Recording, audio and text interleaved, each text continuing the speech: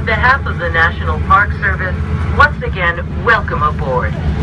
Our next stop will be Ellis Island. We are embarking on a journey of great historical significance. Ellis Island was the principal gateway for immigrants arriving into the U.S.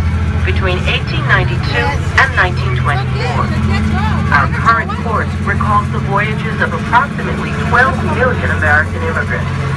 They passed through these waters on their way to Ellis Island and a new life. By the time they reached New York's busy harbor, they had already spent weeks at sea, usually on the small, overcrowded steerage decks of massive steamships.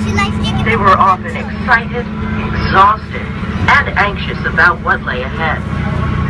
As they neared the end of their journey, these immigrants were greeted by a number of overwhelming sights. Many of these same sights are visible to you today. Look at the Manhattan skyline. Imagine the awe these new arrivals must have felt as the city's grand vista emerged above the waves.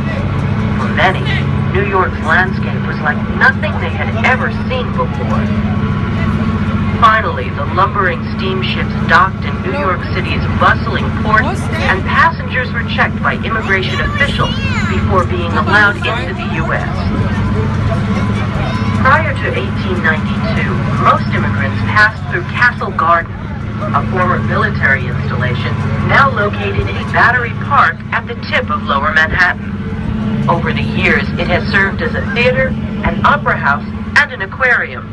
It is now a National Park Service site known as Castle Clinton. When the federal government took over the processing of immigrants in the 1890s, a new receiving station was constructed on Ellis Island. By the beginning of the 20th century, thousands reached the island